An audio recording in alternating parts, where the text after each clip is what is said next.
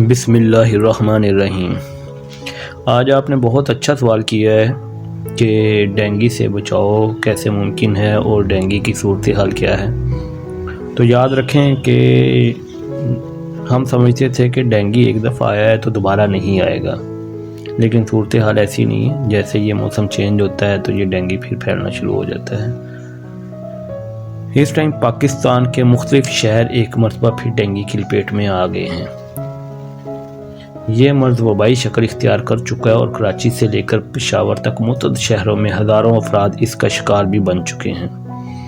Dengue کا مرض کیسے پھیلتا ہے اور اس کے لیے احتیاطی تدابیر کیا ہیں اور مرض لاحق ہونے کی صورت میں کیا کرنا چاہیے، اس حوالے سے BBC نے طبی ماہرین کی رائے جاننے کی بھی کوشش کی ہے۔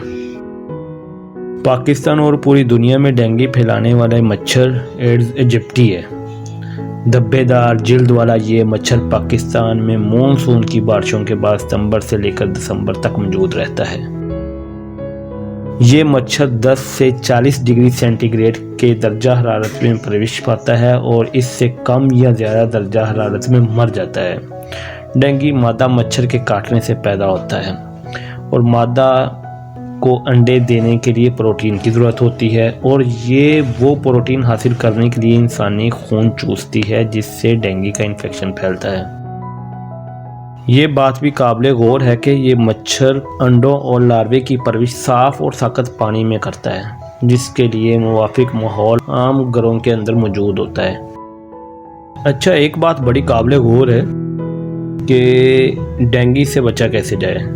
دیکھیں، ہر بیماری کے لیے کچھ احتیاطی تدابیر ہوتی ہیں۔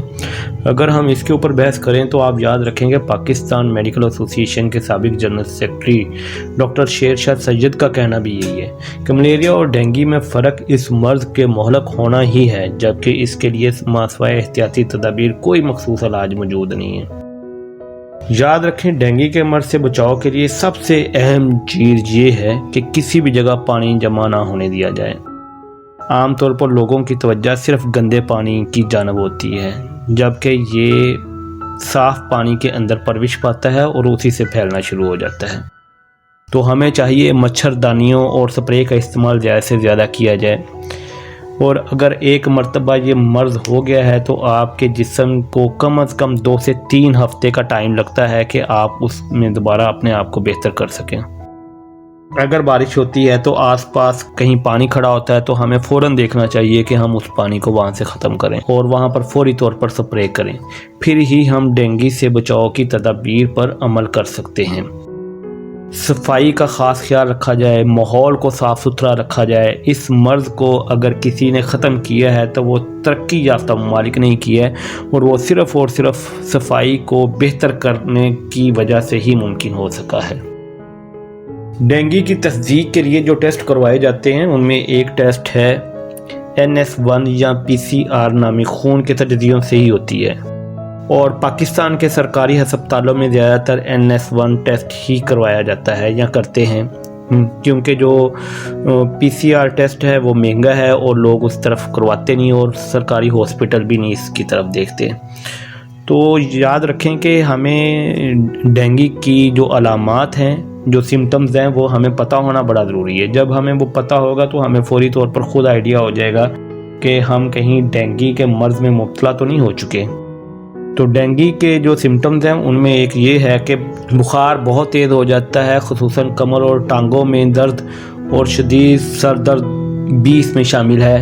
اس کے علاوہ مریض کو متلی اور قے کی شکایت ہوتی ہے، جسم پر سرخ نشان پڑ جاتے ہیں، اور اس کے مسوڑوں یا ناک سے خون بھی آ سکتا ہے۔ بخار کے دوران ڈینگی کے مریض پر غنودگی طاری رہتی ہے یا طاری ہو سکتی ہے، اور ساتھ ہی اسے سانس لینے میں دشواری کا سامنا بھی ہو سکتا ہے۔ ڈینگی کا وائرس خون کے بہاؤ اور دل کی دھڑکن کو بھی متاثر کرتا ہے۔ اس سے فشار خون، بلڈ پریشر اور دل کی دھڑکن بھی متاثر ہو سکتی ہے۔ تو یہ ساری علامات جو ہے یہ آپ کو پتہ ہونا چاہیے۔ تو اگر آپ کو ڈینگی ہو جائے، یا خدا نہ خواستہ آپ کی فیملی میں کسی کو ڈینگی ہو جائے، یا آپ کے جاننے والوں میں کسی کو ڈینگی ہو جائے، یا آپ کو پتہ ہو، تو کرنا کیا چاہیے؟ تو اس میں جو بہتر ہے سب سے زیادہ وہ یہی ہے کہ زیادہ سے زیادہ آرام کیا جائے، मरीज़ को पानी वाफर मकदार में इस्तेमाल करवाया जाए। ये इसलिए अहम है क्योंकि इसके नतीजे हस्पताल में दाखिल लोगों की तादाद में कमी लाई जा सकती है। आप पानी के अलावा फलों के जूस, ORS वगैरह भी पी सकते हैं, लेकिन जितनी आपकी कोल्ड ड्रिंक्स हैं और इस तरह की दूसरी जो हैं उससे इज्तनाब करेंगे तो बेहतर होगा। खून पतली करने वाली अद्वियात यानी कि डिस्प्रिन हो गई, आइब्रोफिन हो गई और इंसर्ट टैबलेट जो है जिससे भी खून पतला होता है उससे इज्तनाब करना चाहिए। मरीज़ को CBC और FBC टेस्ट दोहराने चाहिए। इनको कितनी मरतबा दोहराना चाहिए इस बात का तयन पहले टेस्ट के बाद ही लगाया जा सकता है। वाइट सेल्स और प्लेट सेल्स की मकदार का हमें पता होना बड़ा ज़रूरी है और इन टेस्टों को दोहराने से आगाज़ में सेट किए गए लेवल्स के हिसाब से इलाज का तयन करना चाहिए। अगर मर्ज़ पहले मरहले में है तो इस मरीज़ को ये टेस्ट रोज़ाना की बुनियाद पर दोहराने का कहा जाता है और यही करना चाहिए। पहले मरहले में है तो इसके टेस्ट डेली करें ताकि आपको पता चले कि आपके वाइट सेल इस टाइम कम हो रहे हैं या ज़्यादा हो रहे हैं, तो उस हिसाब से आप अपने जो है वो इलाज को बेहतर बना सकते हैं। तो डेंगू की तदाबीर हो गई थी, लेकिन अगर डेंगू से हम बचे कैसे, तो रूम कूलर का इस्तेमाल कम कर दें। वैसे भी मौसम चेंज हो रहा है तो रूम कूलर की ज़रूरत नहीं है, और इसके अंदर जो खड़ा पानी है उसको फौरी तौर पर खुश करें। आराइशी गमलों, गाड़ी के ख़राब टायर, पार्क्स, छतों, किसी भी बर्तन वगैरह में पानी ना खड़ा होने दिया जाए। बारिश का पानी किसी भी जगह जमा ना होने दिया जाए, जबकि एयर कंडीशनर्स के से खारिज होने वाला पानी की निकासी का मुनासिब बंदोबस्त किया जाए। मच्छर मार स्प्रे करवाई जाए, खुसूसी तौर पर कोनों में, खुदरों में और फर्नीचर के नीचे स्प्रे लाजमी है, जो कि हम नहीं करवाते। और उसके बाद हम कहते हैं कि जी ये गवर्नमेंट क्या कर रही है। तो हमें जिन चीज़ों पर हमारा इख्तियार है वो तो हमें ही देखनी है। याद रखें, जब तक आप खुद इससे बचाव के लिए कोशिश नहीं करेंगे उस वक्त तक गवर्नमेंट आपके साथ कुछ भी नहीं कर सकती। मच्छरदानियों और मच्छर भगाने वाले लोशन का इस्तेमाल ज़्यादा से ज़्यादा किया जाए। पानी के बर्तन जैसे कि बाल्टी, लोटा, टंकी, गुलदान पर नालों, नालियों, पुराने टायरों और साफ़ पानी के बर्तनों को ढांप कर रखा जाए ताकि मच्छर इसमें अपनी अफज़ाइश नस्ल को जारी ना रख सके। हमारे माशरे में एक ये बड़ी चीज़ आती है कि हमने हर चीज़ के ऊपर अपने अपने मफरूज़े और हक़ाइक़ बनाए होते हैं। डेंगू के बारे में भी कुछ ऐसे मफरूज़े हैं, कुछ ऐसे हक़ाइक़ हैं जिनको डिस्कस करना बड़ा ज़रूरी है, फिर ही हम मुकम्मल तौर पर इससे बचाव का रद्द अमल बना सकते हैं। याद रखें कि डेंगू सिर्फ मच्छर के काटने से फैलता है, एक दूसरे से नहीं फैलता। ये बराह रास्त अगर आप ये बोलें कि किसी फ़र्द से आपको डेंगू हो गया तो ये नहीं, मुमकिन नहीं है, ये सिर्फ मच्छर के काटने से ही फैलता है। ताहम अगर कोई आम मच्छर किसी डेंगू के मरीज़ को काटे तो इससे भी डेंगू वायरस मुंतकिल हो जाता है और ये मच्छर एक डेंगू मच्छर जितना ही मोज़ी साबित हो सकता है। यही वजह है कि डेंगू के मरीज़ों को ख़ास तौर पर मच्छरदानियों में रखा जाता है। प्लेटलेट्स में कमी का मतलब डेंगू है, एक ये हमारी सोच भी, हालांकि प्लेटलेट्स कई वजूहात की वजह से कम हो सकते हैं, लेकिन जब इन दिनों में प्लेटलेट्स कम होते हैं तो यही समझा जाता है कि इसको डेंगू हो गया है। क्योंकि डेंगू हमारे माशरे में वबा की शक्ल इख्तियार कर गया है, इसलिए प्लेटलेट्स में कमी के हवाले से एक हद तक शक करना सही है। प्लेटलेट्स की मकदार कम होने के बावजूद ज़्यादातर मरीज़ों में इसकी ट्रांसफ्यूजन यानी इन्हें मसनूई तौर पर प्लेटलेट्स नहीं दी जाती। ट्रांसफ्यूजन सिर्फ दर्जा झेल सूरत हाल में दी जाती है। नंबर 1, जब इनकी तादाद 10,000 से कम हो जाए। नंबर 2, जब प्लेटलेट्स की तादाद 10,000 से 20,000 के दरमियान हो और जिस्म के किसी हिस्से से खून आने लगे। नंबर 3, जिस्म के किसी भी हिस्से से खून आने लगे चाहे प्लेटलेट्स की मकदार जितनी भी हो, तो फिर प्लेटलेट्स जो है वो मसनूई तौर पर दिए जा सकते हैं। कुछ लोग ये कहते हैं कि पपीते का जूस जो है वो डेंगू का इलाज है।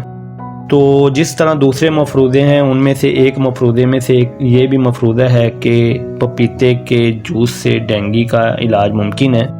हालांकि ऐसा कुछ नहीं है और बहुत सारे डॉक्टर्स ने भी इसके ऊपर बात की है कि ऐसा कुछ नहीं है। हाँ, ये ज़रूरी है कि डेंगू के जो मरीज़ हैं इनको जूस और पानी की ज़्यादा मकदार देनी चाहिए, जिसकी वजह से पानी की कमी جو ہے وہ اس میں پوری ہو سکے. تو وہ چاہے پھر پپیتے کا جوس ہے یا کوئی انار کا جوس ہے یا سیب کا جوس ہے، تو وہ اس کے لیے بہتر ہے کہ اس سے پانی کی مقدار اس کی پوری ہو رہی ہے. بعض لوگ ایسا بھی ہے کہ ہم معاشرے میں یہ بھی سوچتے ہیں کہ جس کو ایک دفعہ ڈینگی ہو گیا تو اس کو دوبارہ ڈینگی نہیں ہوگا، تو ایسا بھی ممکن نہیں ہے. یہ بھی ایک ہماری غلط فہمی ہے. ڈینگی وائرس کی 4 مختلف اقسام ہوتی ہیں. اگر کسی کو ایک قسم کا ڈینگی وائرس حملہ آور ہوتا ہے تو اس بات کا امکان کم ہوگا کہ آپ دوبارہ اسی قسم کے وائرس کا شکار ہوں. تاہم ساتھ ہی ڈینگی وائرس کی کسی دوسری اور زیادہ خطرناک قسم کا شکار ہونے کے امکانات بھی بڑھ جاتے ہیں. بس ہمیں احتیاط یہی کرنی ہے کہ ہم اس وائرس سے زیادہ اپنے پیاروں کو کس طرح بچا سکتے ہیں. آخر میں پھر ایک دفعہ یہی بولوں گا کہ صفائی کا خاص خیال رکھیں اور یاد رکھیں کہ ڈینگی جو ہے وہ گندے پانی کی پیداوار نہیں ہے بلکہ صاف پانی کی پیداوار ہے. تو ہمیں صاف پانی کو یا تو گرا دینا چاہیے یا ڈھانپ کر رکھنا چاہیے. جہاں پر بھی آپ کو پانی کھڑا ہے یہ 4 مہینے آپ نے اس کے اوپر پوری کوشش کرنی ہے کہ ہم جو ہے نا اس سے جتنی احتیاط ہو سکتی ہے کریں. تو یہ مرض بڑی سپیڈ سے پھیل رہا ہے اور ابھی موسم شروع ہوا ہے تو اگلے یہ 3 ماہ کافی جو ہے نا اس چیز کا سامنا کرنا پڑے گا. تو ہمیں خود سے حفاظت کرنی ہے، اپنی بھی اور اپنے پیاروں کی بھی. برائے مہربانی چینل کو سبسکرائب کریں اور بیل آئیکن پر کلک کریں.